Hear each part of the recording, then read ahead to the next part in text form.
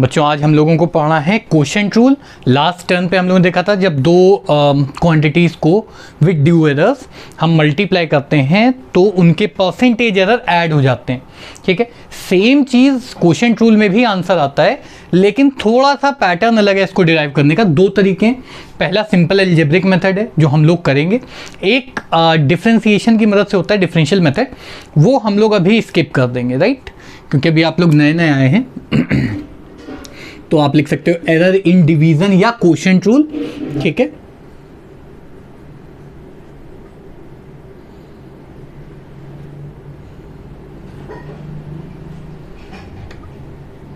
तो कुछ चीज़ें याद रखनी है यहाँ पे। मैंने बेसिक मैथमेटिक्स में आपको बताया भी था that there is something called as binomial theorem. थोड़ा सा अगर हमको बेसिक्स याद हो, ठीक है, मैं यहाँ पे बाइनोमियल थ्योरम लिख देता हूँ। अगर लिखा है 1 + x की पावर n और ये गिवन है x जो है वो 1 से बहुत छोटा है, ये याद रखना है हम लोग को। ठीक है, ये है वैसे बाइनोमियल थ्योरम आपके मैथ में एक सेपरेट चैप्टर है, बहुत अच्छा टॉपिक है, मज़ा आएगा आपको पढ़ के। तो अगर मैं कहता हूँ x की वैल्यू 1 से बहुत छोटी है, ठीक है, और पावर है n, तो इसको हम एक्सपैंड कर सकते हैं 1 + n टाइम्स ऑफ x। ठीक है, this is actually approximately equal, right. तो ये हम लोग अप्रॉक्सीमेशन यूज़ करेंगे। जैसे वहाँ पे भी हम लोगों ने जब प्रोडक्ट रूल निकाला था तो डेल्टा एक्स और डेल्टा वाई को जब मल्टीप्लाई किया था तो delta x into delta y, x into delta x या वाई इंटू डेल्टा वाई या एक्स इंटू डेल्टा वाई या वाई इंटू डेल्टा एक्स, ये सब तो फिर भी हमने कंसिडर किए थे। एक्स और वाई, एक्स इंटू वाई तो फिर भी कंसिडर करना है।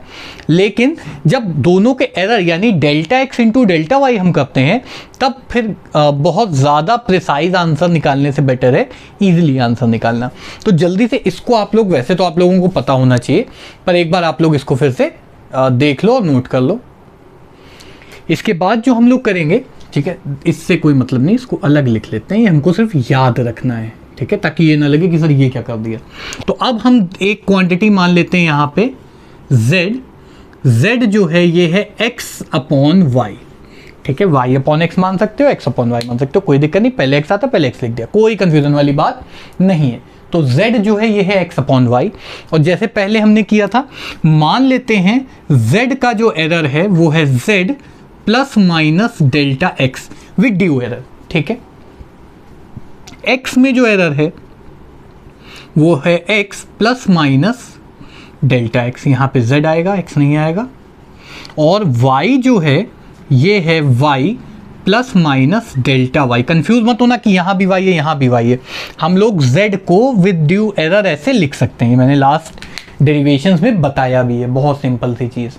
ठीक है, अगर आपको नहीं याद आ रहा हो तो एक बार प्रोडक्ट रूल जो हम लोगों ने किया था भी मल्टीप्लिकेशन में एरर, एक बार उसको आप लोग देख सकते हो दोबारा से। ठीक है, बहुत सिंपल, कुछ भी कन्फ्यूज़न वाली बात नहीं।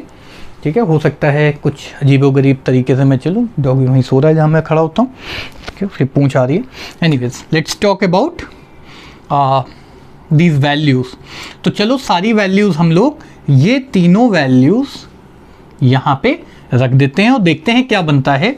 तो ध्यान से देखना, z ± delta z equals x ± delta x, और ये पूरा डिवाइड होगा y ± डेल्टा y से।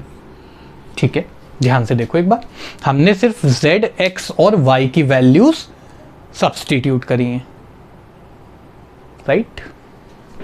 इसके बाद एक काम करेंगे यहाँ पे, देखो जैसे x इंटू वाई, x/y को हम लिख सकते हैं x इंटू वाई की पावर -1। लिख देता हूँ यहाँ पे, अगर मैं यहाँ पे लिख रहा हूँ x/y तो मैं लिख सकता हूँ x इंटू वाई की पावर -1, ये लिखा जा सकता है, बहुत सिंपल सी चीज़ है। वही चीज़ यहाँ पे कर लेते हैं। तो ध्यान से देखना, z ± delta z equals x ± delta x। आप लोग को याद होगा x जो है वो क्वांटिटी है मेज़र की हुई, डेल्टा x उसमें एरर है, maximum error, into y ± delta y, और क्योंकि ये y नीचे था पूरा तो इसकी पावर -1 हो जाएगी। ध्यान से देखो, बहुत आसान हो गया। अब ध्यान से देखो आप लोग, तो ये बाइनोमियल थ्योरम हमको यहाँ पे लगानी, ठीक है, इसको कहते हैं बाइनोमियल थ्योरम, 2 टर्म के लिए होती है, बहुत ज़्यादा डिटेल में मैथ में है। ये थ्योरम बनाने के लिए 1 + x का टर्म लाना है। x ज़रूरी नहीं कि यही वाला x हो सकता है y हो। तो ये टर्म अगर हमको बनाना है तो ध्यान से देखेंगे, हम यहाँ से लिखना चालू करते हैं, ठीक है, लाइन खींच लेते हैं ताकि लाइन में रहे हम लोग, ठीक है। नेक्स्ट स्टेप देखना, z ± डेल्टा z, बहुत सिंपल भाई। इधर से अगर मैं x कॉमन ले लूं तो ध्यान से देखना क्या बचेगा, x कॉमन ले लिया तो यहां बचेगा 1 ± डेल्टा x अपॉन x। यहां से x कॉमन लिया, ध्यान से देखना, यहां तो x था तो 1 बचा, यहां ऊपर नीचे x का मल्टीप्लाई करके x कॉमन ले लिया, ठीक है, बहुत सिंपल। और थोड़ा सा यहां पे स्पेस बना लेते हैं, किचकिच ना हो जाए ताकि। और इस टर्म में से अगर मैं y कॉमन ले लेता हूं तो पावर -1 है ना, तो y की पावर -1 कॉमन ले लिया है, अंदर क्या बचेगा ध्यान से देखना, 1 ± डेल्टा y अपॉन y। ध्यान से देखो, इन दोनों से y कॉमन लिया और पावर -1 थी तो y की पावर -1 बाहर लिख दिया, ठीक है, एकदम सिंपल। अब एक काम करते हैं, थोड़ा सा बाकी देखो, बाइनोमियल थ्योरम लग गई, बस अब कुछ और दिमाग नहीं लगाना है। यहाँ पे पावर -1 था ना, बस अब बाइनोमियल थ्योरम लग जाएगी 1 प्लस।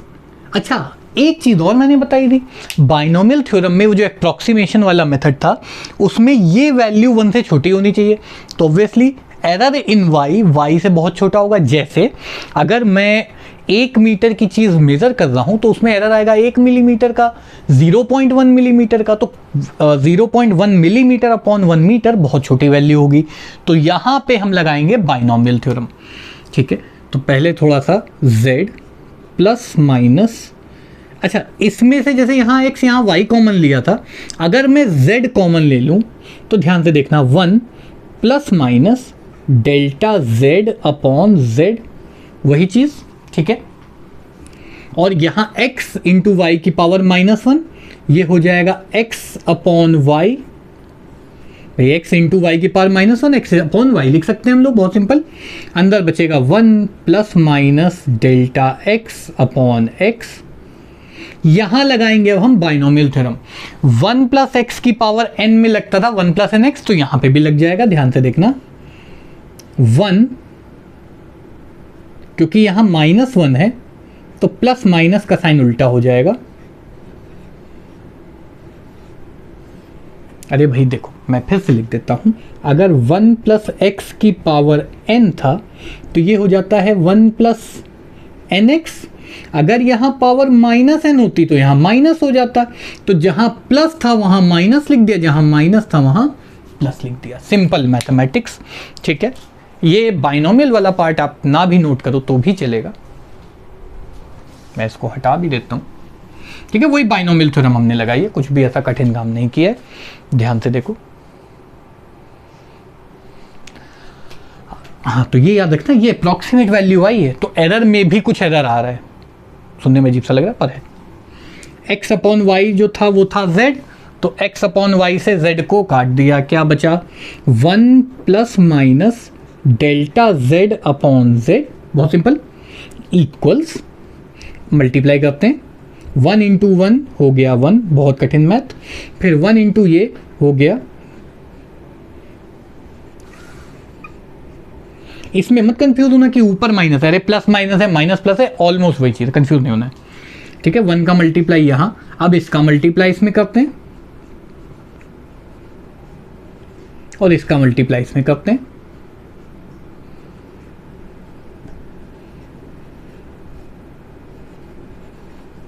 ठीक। तो ये पूरी वैल्यू आई भाई, 1 से 1 माइनस हो गया, ध्यान से देखो, कोई दिक्कत नहीं।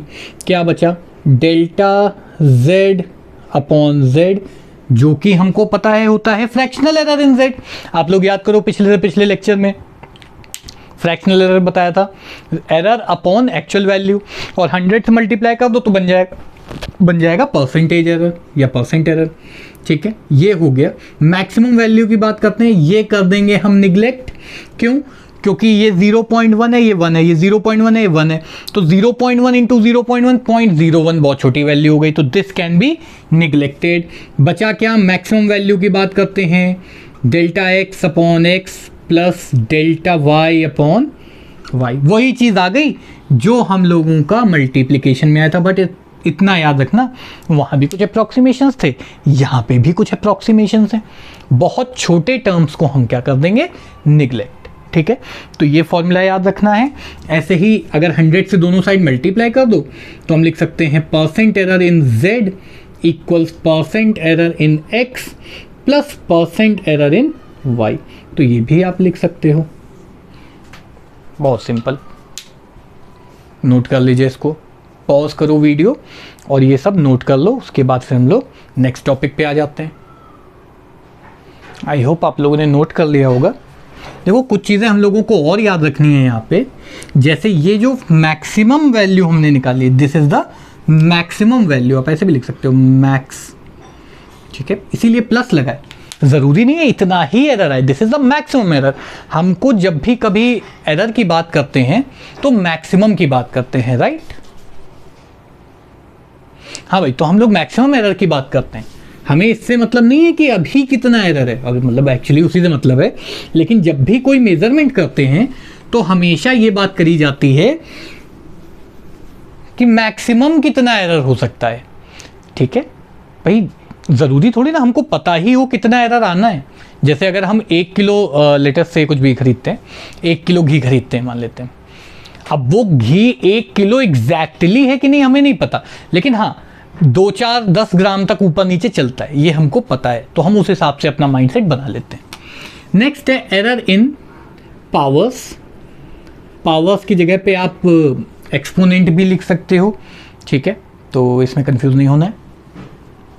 तो अगर एक क्वांटिटी है मान लो z और ये दी हुई है a की पावर b, कंफ्यूज नहीं होना है। कोई एक क्वांटिटी दी हुई है z विच इज a की पावर b, बहुत सिंपल, राइट। अगर हम दोनों साइड, जैसे आप लोग दोनों साइड 2 से मल्टीप्लाई करते हो, दोनों साइड स्क्वायर कर लेते हो, दोनों साइड रूट ले लेते हो, वैसे ही यहाँ दोनों साइड एक ऑपरेटर होता है लॉग। ठीक है, लॉग और एंटी लॉग होते हैं, मैथ में अच्छे से पढ़ोगे आप लोग। दोनों साइड अगर हम लॉग ले लें तो लॉग z, लॉगरिदमिक फंक्शन बोलते हैं वैसे इसको, तो यहाँ पे भी log a raise to the power b आ जाएगा। और लॉग की एक प्रॉपर्टी होती है, log a raise to the power b होता है तो b बाहर आ जाता है। इसको हम इस तरह से भी लिख सकते हैं, ध्यान से देखना, लॉग z इक्वल्स b बाहर आ गया b लॉग a। ठीक है, इस तरह से हम लिख सकते हैं, प्रॉपर्टी है, याद रखना है। अभी मैथ में अच्छे से पढ़ोगे। थोड़ा सा इसको सॉल्व करते हैं। दोनों साइड अगर डिफरेंशिएट कर दें तो दोनों साइड सेम ऑपरेटर लगा सकते हैं ना, तो यहाँ दोनों साइड डिफरेंशिएट कर देते हैं। मैथ में अच्छे से पढ़ोगे कि डिफरेंशिएशन आता है कहाँ से है, ऐसा ही क्यों आता है। तो भाई z का होता है, इसको वैसे पार्शियल डिफरेंशिएशन कहते हैं, अपने अपने हिसाब से दोनों साइड पे लगा लेते हैं हम लोग वेरिएबल्स। तो लॉग z का हो जाएगा delta z upon z। Log z का 1/z आना चाहिए, लेकिन क्योंकि दोनों साइड पार्शियल जब भी डिफरेंशिएशन करते हैं, भाई देखो अलग अलग वेरिएबल है ना, यहाँ z है, यहाँ a है, वो b है, तो ऐसे केस में हम लोग यहाँ डेल्टा z, एक्चुअली जो dx होता है ना, जैसे आपको पता है log x equals 2 log y लिखा हुआ है मान लेते हैं। अब जब डिफरेंशिएट करोगे तो डी बाई डी एक्स जैसे करते थे ना, यहाँ करते हैं पार्शियल डिफरेंशिएशन। पार्शियल डिफरेंशिएशन में ऐसे कह सकते हो कि दोनों साइड वेरिएबल कंसिडर करते हैं, तो ये हो जाएगा dx अपॉन x, क्योंकि log x का 1/x, और किसके रिस्पेक्ट में किया, dx के। यहाँ हो जाएगा 2 तो कांस्टेंट था, ये हो जाएगा 1/y, log y का y 1/y होता है, और y का हो जाएगा dy। ठीक है, तो इस तरह से हम लोग करते हैं, राइट। डॉगों को उसी समय भौंकना होता है जिस समय यहाँ बैठा होगा। एनीवेज, इसी तरह से यहाँ अगर हम लोग करें तो dx को डेल्टा x लिख देंगे हम लोग, कंफ्यूज नहीं होना है इसमें। ये हो जाएगा b कांस्टेंट था, कोई पावर थी, log a का हो जाएगा डेल्टा ए अपॉन ए। ध्यान से देखो, ठीक है। और अगर आप लोग दोनों साइड 100 का मल्टीप्लाई कर दो, वैसे तो ये फ्रैक्शनल एरर बन गया, देखो fractional error in z equal b times fractional error in a, ठीक है। आप दोनों साइड 100 का मल्टीप्लाई कर दो तो ये बन जाएगा delta z upon z into 100 equals b times delta a upon a into 100, ठीक है। और ये है परसेंट एरर इन z, ये है परसेंट एरर इन a, तो यहाँ पे हम लोग इसको लिख सकते हैं percent error in z equals b times percent error in a, ठीक है। अगर यहाँ पे मान लो z इक्वल से a² होता और a में एरर होता लेट अस से 1% का, ठीक है, मान लेते हैं, ठीक है। अगर a में एरर है 1% का और a का स्क्वायर हो रहा है तो यहाँ पे 2 times of percent error in a यानी 2% हो जाएगा। अगर ये परसेंट एरर मान लो a में होता 1.5% और a की वैल्यू मान लेते हैं दी हुई होती लेट अस से 3, तो ये 3 टाइम्स हो जाता z, यानी कि 3 इंटू 1.5 हो गया 4.5। इस तरह से होता है, बहुत सिंपल। अभी जब हम लोग क्वेश्चंस करेंगे इसके तो बहुत अच्छे से देखेंगे। दिस कंक्लूड्स द चैप्टर, ठीक है। आपका पूरा एरर एनालिसिस खत्म हो गया है। नेक्स्ट क्लास में हम लोग शीट्स के क्वेश्चंस देखेंगे, ठीक है। सिंपल क्वेश्चन से स्टार्ट करेंगे, फिर MCQ टाइप और कॉम्पिटिटिव लेवल वाले भी क्वेश्चंस करेंगे, right. So that's it for today, let's continue tomorrow.